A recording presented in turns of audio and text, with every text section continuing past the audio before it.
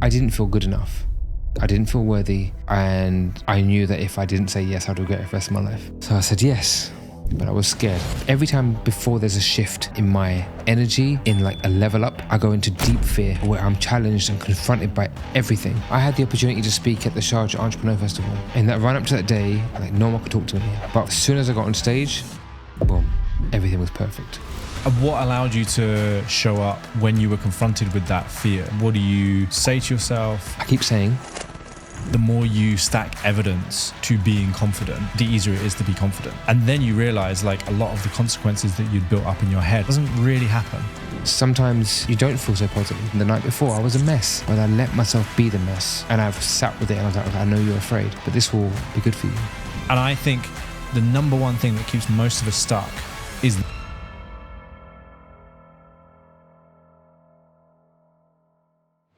Welcome to the Creative Courage podcast. If you are a new listener, then my name is Matt Essam, and this podcast is all about finding the courage to build a creative business that gives you true fulfillment, freedom, and financial stability.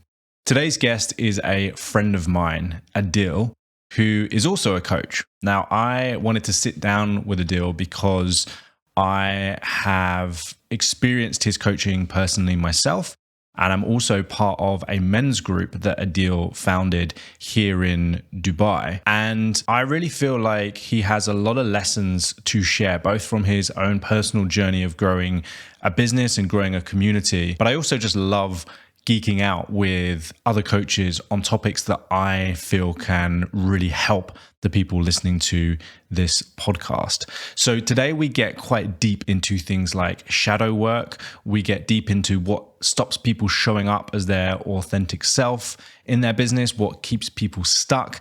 And we kind of unpack some tools and some philosophies and some ways of thinking that I think can help you, or at least bring some awareness to your own business and your own life, which will allow you to make progress faster, have more freedom in your business, more creative fulfillment, and hopefully more financial stability. If you enjoyed this episode, please hit that subscribe button and share it with a friend.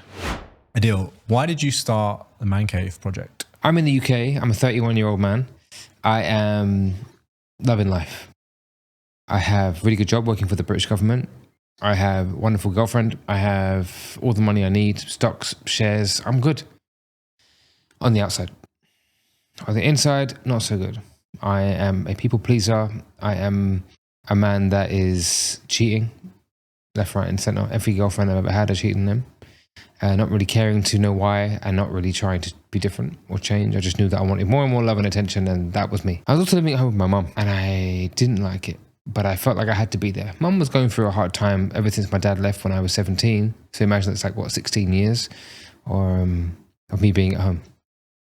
I also lived with my little sister. We had 6 years gap, and we were always fighting, usual kind of sibling rivalry. But times at home were very, very challenging. Now, my girlfriend found out I cheated on her, and it was harrowing to hear the pain. And that was a big wake-up call for me. At around the same time, my mum kicked me out of the house. When she told me that through text message that you have to leave, I was like, fine. I had money, I had rent. And for many, many years, bro, I thought that I couldn't leave home. One, because I thought she might commit suicide or something. And two, because I crippled myself into debt financially. And I look back and think that I did it on purpose. There was some kind of emotional reason or subconscious reason why I spent money that wasn't mine, lots of credit card debt, made me feel like a man as well, so that was definitely involved.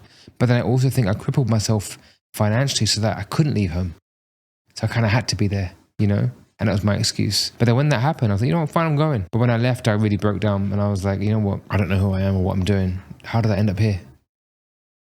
And so I spoke to my boss. I said, I need to leave. He's like, yo, slow down. What do you need? I found this retreat. I'm going to go on this retreat. He's like, okay, don't quit your job. Just go take your week, 2 weeks. It's fine. Go do what you got to do.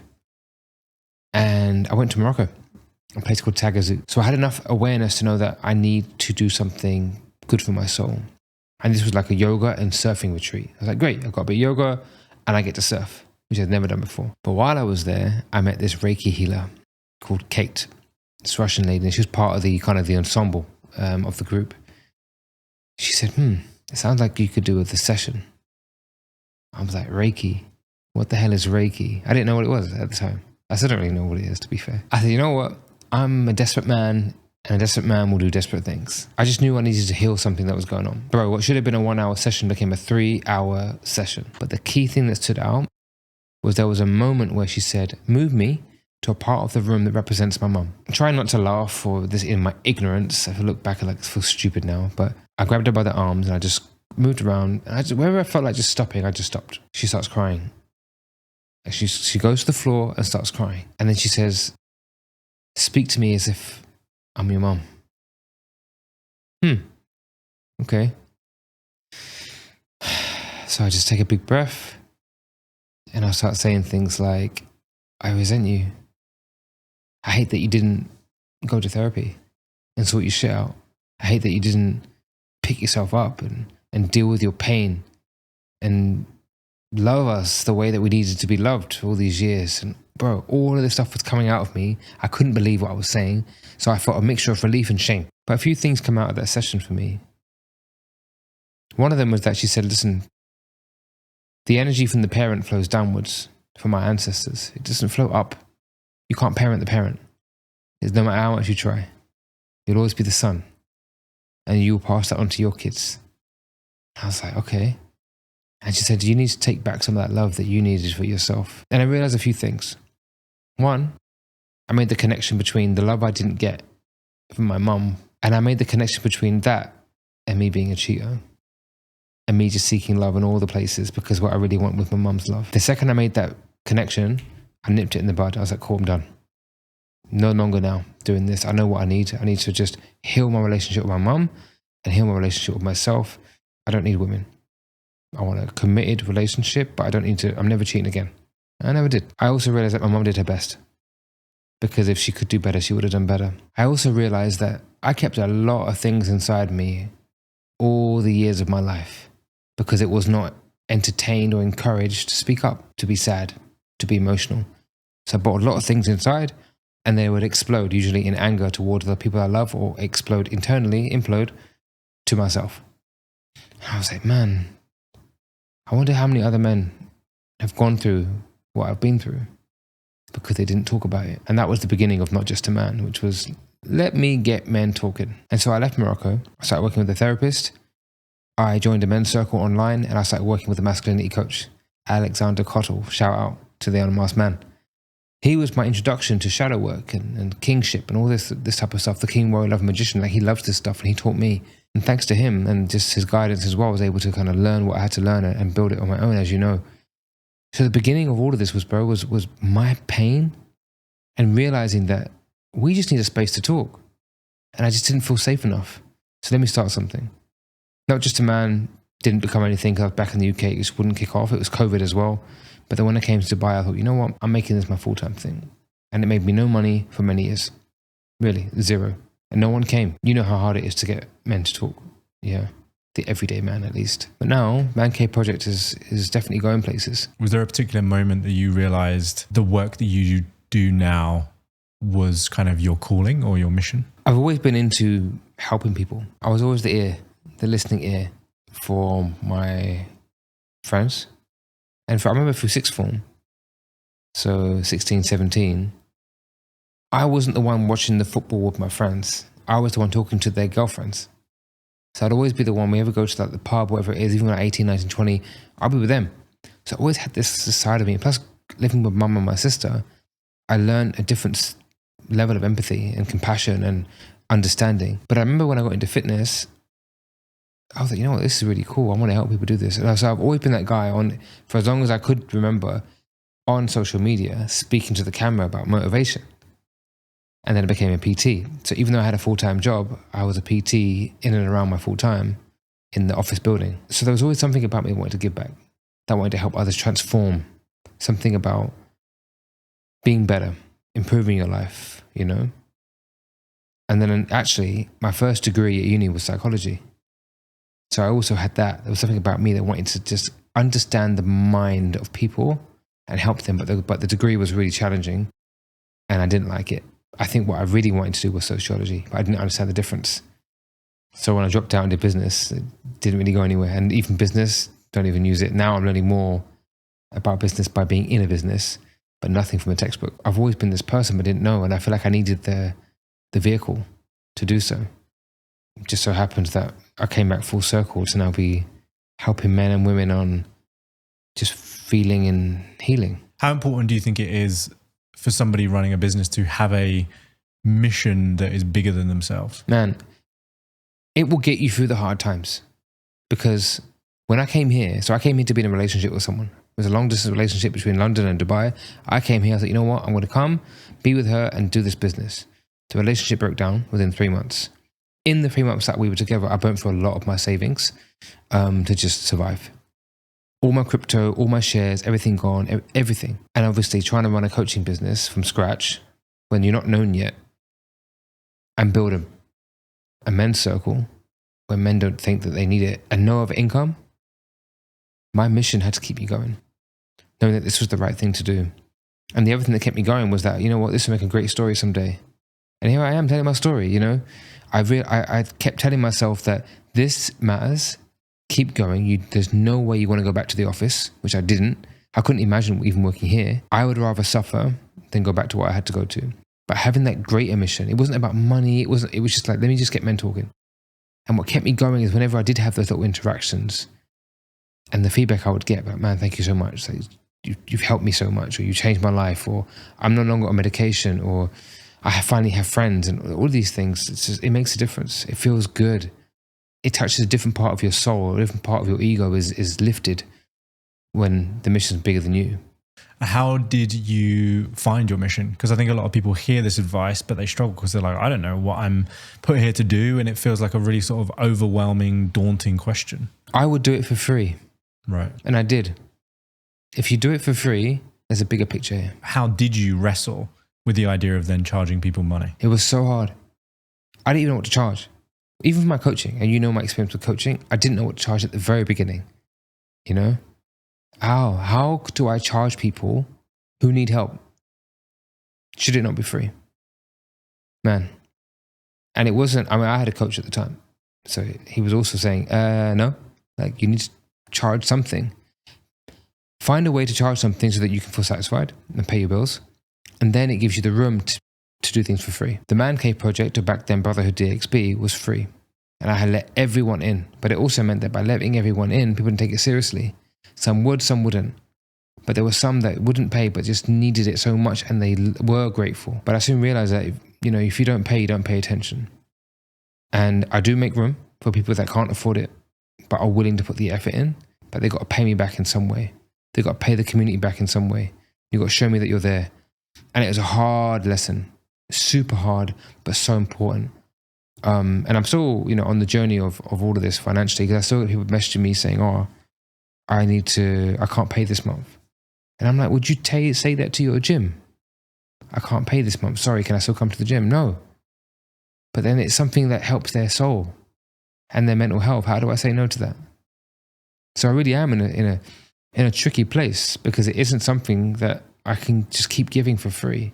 I like the idea that I was taught in coaching that by challenging someone around the thing that they're struggling with, in that case, money, you show them essentially what's possible. And another way to describe that is you are basically presenting somebody with a reality that is different from the one that they're currently experiencing by holding them accountable and holding them to higher standards than they hold themselves. And so I really struggled with this in the early days, where someone would say like, I just don't have a lot of money, I'm struggling to pay the bills, blah, blah, blah. And then I would say, this is how much it costs to work with me. And they're like, wow, that's more than my mortgage or whatever. And by not backing down, what it makes them do is it makes them level up. So I'm like, if you want this thing and you want to do it with me, this is how much it costs. There's no room for that.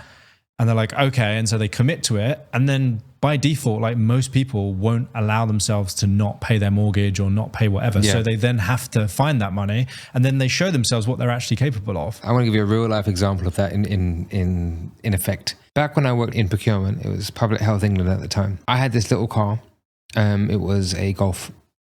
And one day, again, think this period of my life, I was in a little bit of debt. my salary is pretty much covering all of my debts and me living. I'm still living at home. Okay, so I'm not paying any rent. I go to this place called like Car Giant or something, somewhere like deep into like Thurrock or Lakeside or wherever it was. Yeah. Just because I take my little car, my little Giselle. I'm walking around this little place now and I see this sexy car. Oh my God. I had never really been like in love with a car before. I was like, damn. It was an Alfa Romeo Mito. It's a little hatchback thing, mean looking grille, number plate to the side, deep dark red. So not the tacky BMW red, it was dark, it was nice. I go to the salesman. I said, how much can you give me for my car to trade it in for this? He was like, listen, you're going to get nothing. Like £500 is what we would give you. I couldn't afford the car. So I could not afford the Alfa Romeo. It was like £350, something like this per month. I did not have that capacity in my paycheck. But something told me that I need to do this. I was like, go back and reevaluate my car and we'll make this work. This will be the deposit. They managed to give me £1,000 for it. I had about £300 in my account on that day.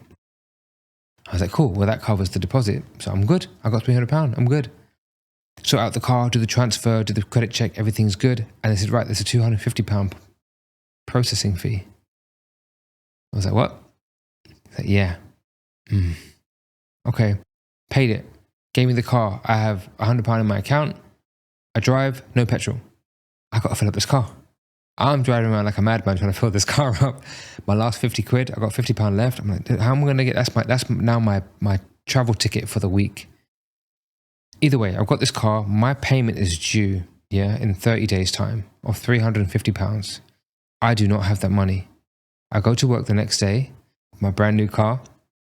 I call up a bunch of agencies and I find a procurement job, pay me £350 per day. I left my job, start work, bro, I'm bank. I'm making so much money as a 23-year-old guy that I didn't know what to do with it. But what I learned was that when you are put against the wall, even when you put yourself there, you will do whatever it takes to make it happen. I'm a resourceful man, and that was the beginning of the trajectory of my income in a 9-to-5 job. Every single year, I went up by like 10K. By the time I was 31, I'm on a like £75,000-£80,000 job, which is pretty up there for that kind of age, And it was because of that car. I put myself in a position where I had no choice. I had to pay that car. Burn your boats. Burn the bridges, burn the boats, that's it. Yeah. And it was brilliant. And I love sharing that story because it really does show what you're capable of when you're up against it, when you really got to make it work. The one caveat I would say to that is I do have clients that have families and have other people's lives and livelihoods to consider, right? I had no dependents. Yeah. So be more careful with how you take risk. I could be risky because it was just me. Yeah. Even come to Dubai. Even living on like eggs and parathas and rice, like I did when I was here having no money. I could do that because I had no dependents. So while you're like that, and when there's no one around, take all the risk, because it pays off. Yeah, and also you don't want to look back and think, I should have taken more risk when I had no people depending on me. I do think that, I haven't got kids, you haven't got kids, but I do think that when I talk to people with kids, when you see how much they care, and for some people, their mission is their kids, right? It's what drives them. And I do think that sometimes people can use that in order to fuel themselves. Like, if I charge this amount or if I get this client, it's going to allow my kid to go to college or do X. I still think the principle applies, 100%. But I think we've got to be careful just kind of giving that advice in terms of, but go and risk everything and then you lose it and your family suffers as well as you. No, it's a brilliant caveat. Of course. I mean, don't be stupid. Like, like I could be, but you got to do, as long as you can take care of your basics, your family are your basics. Okay, my basics were very, very minimal. I didn't have to do much. But at the same time, having that why as your kids is important. Like, it's strong. There's always room. There's always room for a little bit of risk. Yeah. What is it for? What do you also, I even look at that and think, what do you want to teach your kids? To stay. Yeah, who do you want to be? I often use that with my clients, is like, they talk about their kids and I'm like, what example do you want to set for them? When they look at you, do you want to be the example that like you can go for whatever you want, or you're capable of more than you think, or do you want to be the example of we play everything safe and we never take risks? Like, exactly. Because they're watching your behaviors, they're watching how you show up in the world. Yeah. Adil, what does courage mean to you? Courage means doing the things that are scary, doing them anyway. I'm a big fan of the phrase, feel the fear and do it anyway. Because what is life otherwise? You know? Courage is only really in effect when you have the opportunity to be courageous. I don't think we can just have courage. It has to be applied, you know? So I think being courageous, being brave enough to take risk, to fail and just do it anyway, and even be afraid of that, being afraid of public speaking, you know, writing a book for the whole world to see your name all over the place, that's scary. And I don't know if you felt any kind of fear or anxiety around when it was being published, but I know that I would feel a particular way about it, and it would be a courageous act to do so. And most people wouldn't think that. Well, that's the funny thing about fear that I find fascinating. I did a 30-day discomfort challenge once, and it was really popular. It was like a public thing. But I found it really hard to design because what I find scary is not what somebody else finds scary. And so I think that's really interesting when we talk about this concept of fear. Fear comes in so many different guises for so many different people. Yeah. And I'm just wondering, like, what are some examples where you felt like you've had to be really courageous in your life? I got a favorite one. Okay. It was a momentous occasion for me. It was here in the UAE, February last year, 2024. I had the opportunity to speak at the Sharjah Entrepreneur Festival. One of my friends put in a recommendation. They messaged me. They're like, you seem like a great fit. It's like, okay. They said, would you like to speak at this event about anything you want, maybe the brotherhood? I was so scared. You've seen me at the Man Cave. I can talk in front of a few people. This was hundreds of people. It was the same event where Stephen Bartlett was also speaking. Big names were speaking at this event. And I was thinking, who am I? Who am I? I literally felt like no one. I felt like I'm driving a dusty Nissan Sunny. Yeah. I'm wearing the same clothes I had for 4 years. I didn't feel good enough. I didn't feel worthy. And I knew that if I didn't say yes, I'd regret it for the rest of my life. So I said yes, but I was scared. And I had like a good month or whatever to prepare for this, but I was really, really, really scared. I made the presentation. It was easy to make the presentation because I was speaking from my heart. The same way I shared my story, I shared it on stage. But the day before the event was like the networking event for all of the speakers, the techs. Imagine royalty, locals, like loads of them, big millionaires, billionaires, tech giants, startup giants. Everyone was there. And there's me rolling up in my dusty Sunny. My friend she's a local, and she's a good friend of mine. She's the one that hooked me up with this opportunity. We go to this networking event. I can't speak. I don't want to speak to anyone. I just feel like I need to get out of there as quickly as possible. She arrives and she's like, obviously this is like her forte, so she's having a good time talking to everybody. And I do have some conversation with some guys, but I just don't feel like I'm there with anything worth speaking about. As much as I love my mission and I'm so passionate about it, I was just rooted in fear because I felt like an imposter. We go in now to the presentation or whatever it might be, and I was like, I need to go. And she was like, what? I said, I need to go. We go home, she walks me into my place, and I'm literally lying on the bed in the fetal position. And she says to me these words that I will never forget. And I knew it when she said it. She said, you better get used to this. And she left. And that night I fell asleep, and I woke up in the morning with I think upset stomach, like just everything. I was just like so nervous, but I knew it. And every time before there's a shift in my energy, in like a level up, I go into deep fear where I'm challenged and confronted by everything. But I do it, like I always do it. And that run up to that day, like no one could talk to me. I had a good number of the boys that came through from Brotherhood UAE. Some friends came to support me as well. But from like 9 a.m. to 2 p.m., which is when my talk was, no one could talk to me. I looked the part, I was good. As soon as I got on stage, boom. Everything was perfect. I delivered the best speech I've ever delivered in my entire life. And it landed. People were walking past. Luckily, it was in the community section, which meant there were passers-by. In the other rooms, it was closed. And I was hoping it'd be closed, but I'm grateful that it wasn't. Because people walked, heard, and sat down. Because I said things in public, in Sharjah, like about how I was a cheater. And how I'd overcome certain things. And they were just like, what is this man talking about? And it changed everything. It gave me a whole new kind of like strength in my mission, in my purpose. And it showed me that I can talk to hundreds of people. And I'm so much more confident as a result. And that was me being the most courageous I've ever been in my entire life. The next day I spoke on the Chris Fade show, Virgin Radio. Like it was a powerful 2 days. And actually that was my birthday. So the day I delivered that speech was my birthday as well. And the way I could command the room was fear was speaking and helping me just kind of deal with that. But I could channel it. Like for example, I got everyone to close their eyes and just take a breath. Not for them, but for me. I was like, you know, but I felt a bit of power, but it was momentous. And it was just a nice affirmation for me to say, feel the fear and do it anyway. Because now I do feel more comfortable. Like you can give me a microphone now and speak in front of all these people and I'll do it. After that, there's a really famous comedian and I opened for him in Dubai at a theatre here because they were like, oh, we need someone to kind of cover. Can you cover last minute? And it was just a friend of mine asked me and I was like, well, what? Imagine an audience for comedy. Yeah. Hundreds of people in this theatre. And I had to just make up some stuff and get them all riled up to bring him on stage, which is mad. I would never have done that. My inner child is like, what is this guy? Yeah. Who is this person? And it's given me a whole new shield, you know, of protection against everything. I don't mind. I could talk to anyone now. So it's just through exposure, basically. Yeah, exposure therapy. Yeah. And what allowed you to show up when you were confronted with that fear? Like, what do you think in your mind? What do you say to yourself? I keep saying, you're going to regret this if you don't do it. No one knows what you're going to talk about, so you can wing it. You're speaking from the heart. You know the story better than anyone. Those kind of things. How much does your mission play into getting you through those fears? Well, it was weaved into all of that. They need to hear about this. You need more people to sign up.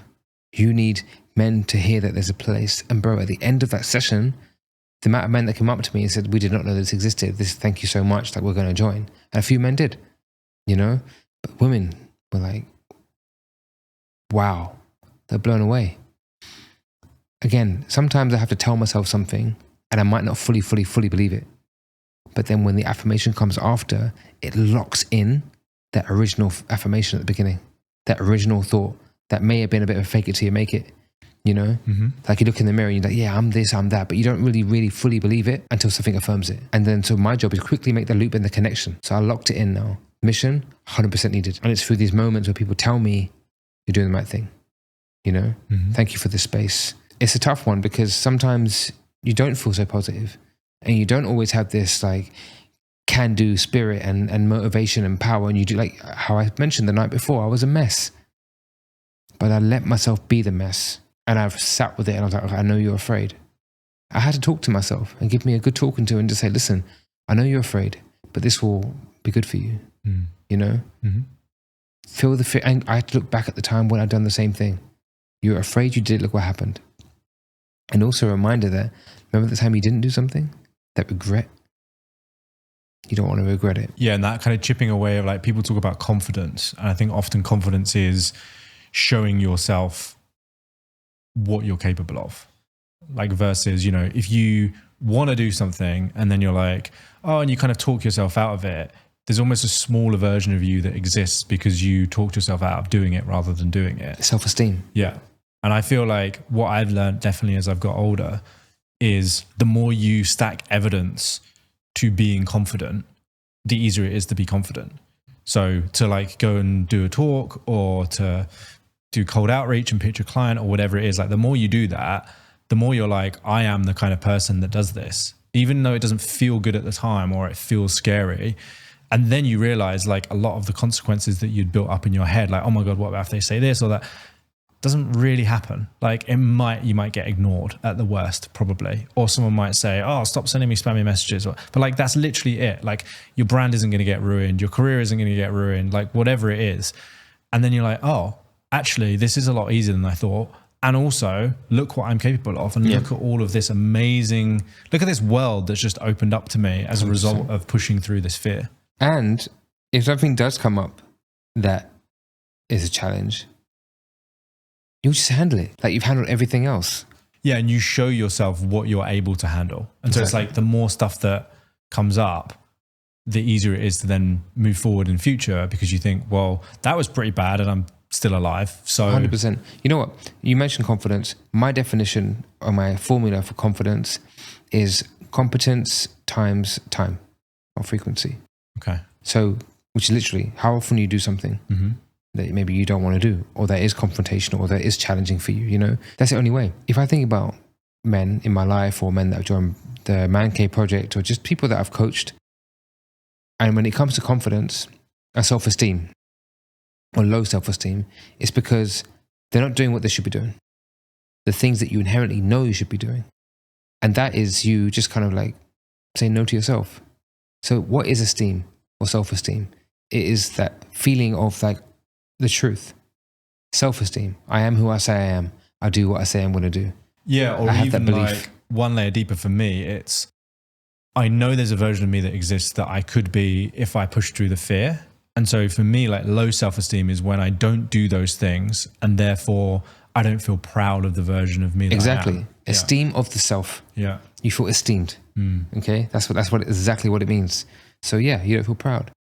There's little moments where you say you're going to do something, like for example, as cliche as it is, you say you're going to go to the gym in the morning and you don't, and you don't, and you don't, and you feel low, and then you eat rubbish food, and then it becomes a perpetual cycle which gives you low self-esteem. And it isn't because you didn't go gym or you ate the bad food. One off is okay. It's because you perpetually don't do what you need to do for yourself. And that's why Peterson and whoever talk about the same thing of like make your bed in the morning. All of these things are rooted in develop your self-esteem.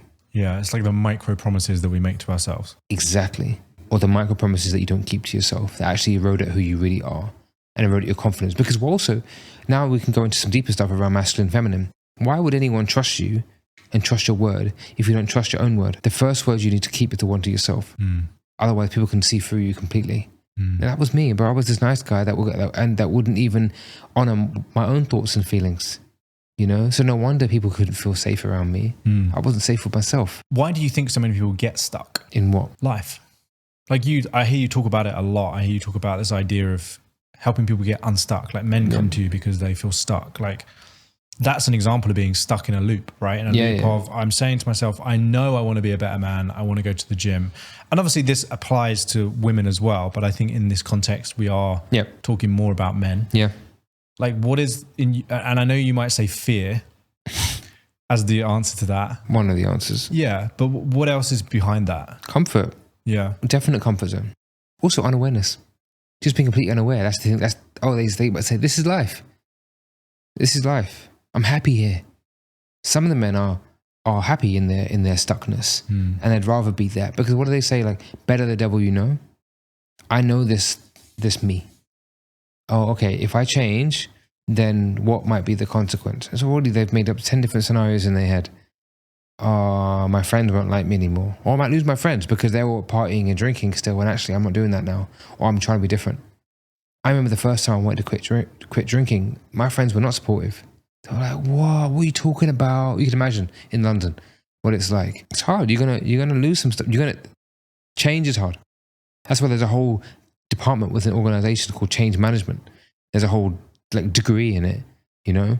Change is challenging because it's uncomfortable, because it's new, and you don't know what's on the other side of that, which is what breeds fear, which breeds anxiety. You know, you get anxious because you haven't got control. Yeah, fear of the unknown. Right. So the lack of control makes you think that, oh, no, I can control this domain. I know I'm getting fat. It's okay. At least I know, you know? Fear of failure.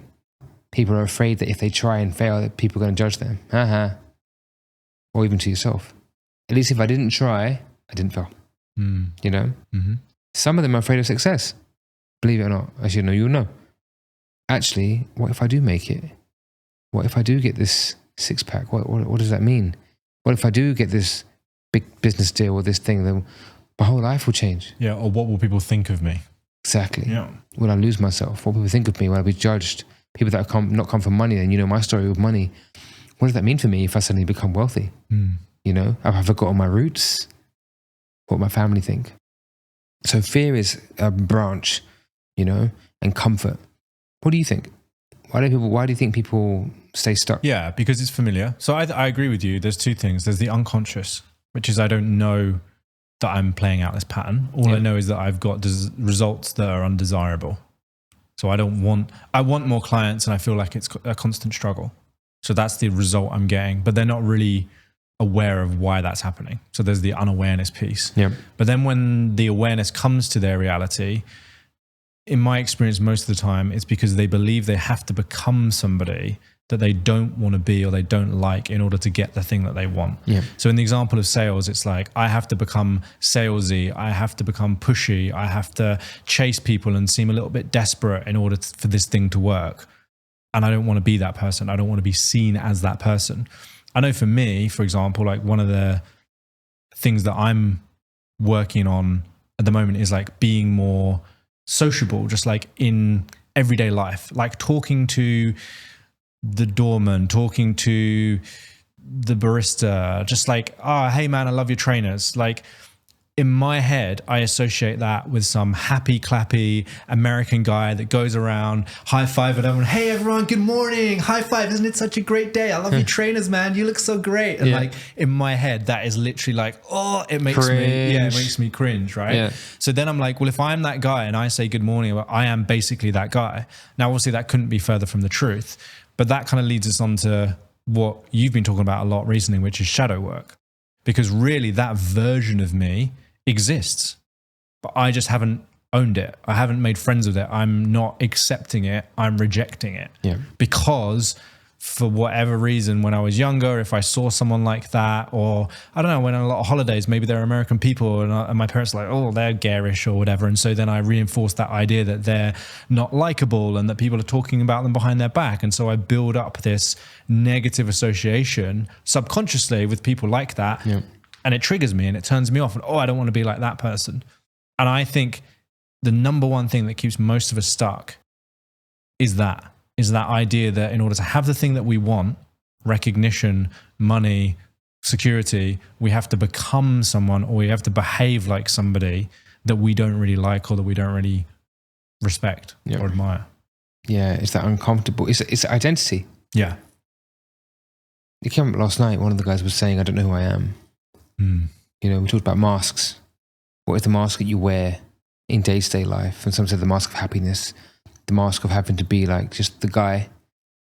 And underneath the mask is the pain, the shame, the uncomfortable feelings. And it's like, right, well, if I just reveal my true self, what will be the repercussion? Yeah, and I think that shows up a lot in business, especially like service-based businesses where people deal with clients in a corporate setting or someone that they deem to be important. And they're like, I have to put on this front, or I have to show up in this way, and I have to wear this shirt and do this thing, because if I do this, then they'll respect me and pay me. But if I show up as myself and I let them into my world, then they're going to walk away and use somebody else, right? How do you think we can best use the information that we know as coaches to benefit business owners? I'm really interested in shadow work. Yeah. I'm really interested in the archetypes. Yeah. And I know that's something that you know a lot about and are studying right now. So do you want to start by maybe just explaining the concept of archetypes and how it links to what we just unpacked there? So Carl Jung talks about archetypes. There are many different types of archetypes. The ones that I like to look at are the king, warrior, lover, magician. King, just imagine what a good king is, or just imagine the king. Ruler of a realm. Imagine you, business. You have your own business, you have your family around you, you are at the center of that, you command it, okay? Warrior is the one that will, I guess, go into battle, okay? What kind of warrior do you want on your team? You want one that will listen to you, he's loyal, he's not afraid to draw the sword, but he's not reckless, he's not going to go kill everyone, okay? That warrior lives inside of you. The magician is the alchemist, he's the one that brings ideas to life, and he's the one that can kind of also manage the other archetypes and keep them in check and be like, is that ego, or is this coming from a better place? Let's try and make that happen. And the lover is the one that's just like the happy clappy guy. He's like in love with life. He is the energy behind that keeps also the other archetypes in a balanced place. Okay, I love the archetypes because they just bring parts of ourselves to the surface. It allows for conversation to happen. I think as humans, we really connect with stories, analogies, and all these. That's why we might love watching Batman and these kind of things, because you think, I want to be like that. It evokes something. When you watch Lord of the Rings or Star Wars, you kind of connect with a certain character, and it brings out things in us. And that's what Carl Jung talks about. He also said that you can't control which archetype you're using at any one moment, or one that I love that one the most. No, it will reveal itself at any one moment, which one you're kind of more playing into. These archetypes are important. Let's just touch on the warrior, for example. The warrior is the one that's in real life and day to day, He's the one that say might set boundaries. If you're someone that avoids confrontation, it means your warrior is not really in its fullness. You're kind of in one of the shadows, which is either weak or aggressive. So if you've got the warrior who's aggressive, he's just out here looking for fights. He's a bit of a tyrant, a bit of a bully. I was bullied as a kid. I know what it feels like to be bullied. I don't know if you do too, but you can understand, even at work, in the workplace, you can see when there's a tyrant boss.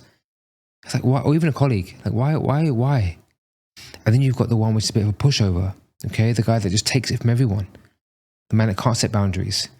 One of my previous clients, his colleague of the same level as him was giving him work to do. He couldn't set a boundary. So that's a real life example of something that we need to really try to get into check. But underneath that weak guy is the guy that's frustrated, right? The one that wants to say all these things but doesn't.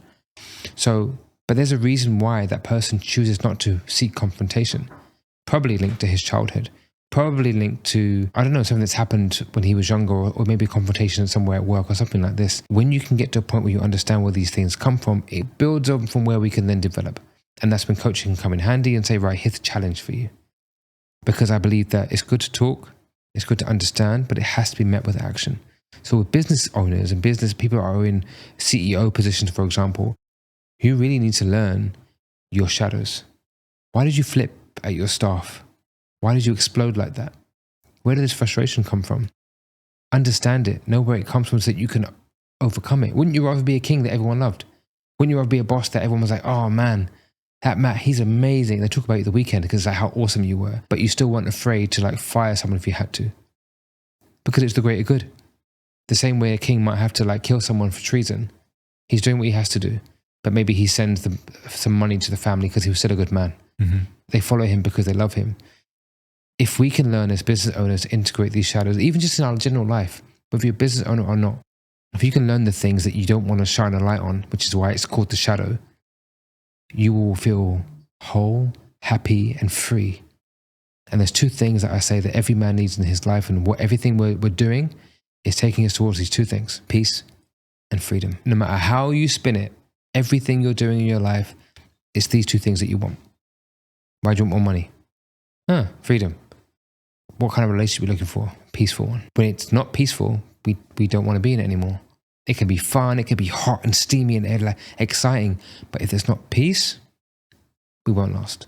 Let's look at people who have people-pleasing tendencies, because that's something that you're familiar with, because something that you've worked on yourself. What role does the shadow and the archetypes play in something like that, and how can people stop being people-pleasers? So people-pleasing, if we look at both the warrior and the king, because I think this is when it's two comes into effect, he wants to be loved. The warrior wants to be just like accepted, and the king wants to be loved by everyone. So he's like, you know what? I'll make that concession. Don't worry about it. It's okay. You got it. Yes, I'll do that.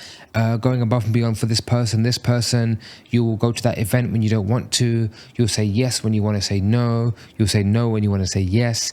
People pleasing. It comes down to wanting to be adored, loved, accepted, liked, so you don't have to be alone.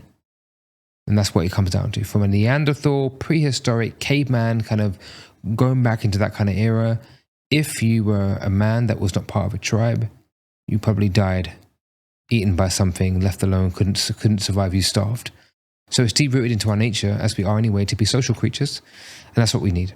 But there was something also, maybe when you were younger, that was applauded for being a good boy. Well done. Whether you were quiet or agreeable. And maybe your first confrontation didn't go too well, so you thought, I'm just going to say yes from now on. So you develop that as defense mechanism. And all of this is, again, another mask that you wear to protect yourself to survive. Everything is about survival. But then you go through life and you keep doing it, and one day you explode, which is what happened to me many, many times. We explode out of anger. They're like, oh, what the hell? Why? That's not you. And what they don't realize is, it is you. That's you all along. Because you didn't say what you wanted to say. And now they think you're a weirdo, But that's the built-up frustration. And those are moments where you have to stop and say, right, what's happening?